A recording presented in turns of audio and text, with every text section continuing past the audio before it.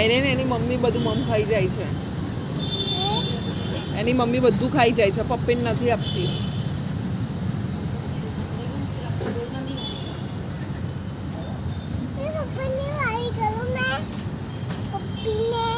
એની mummy મારવા આવશે.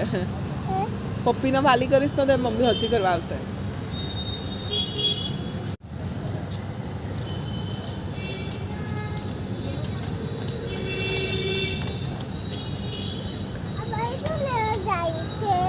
ભાઈ એનો વસ્તુ દવા લેવા જાય છે.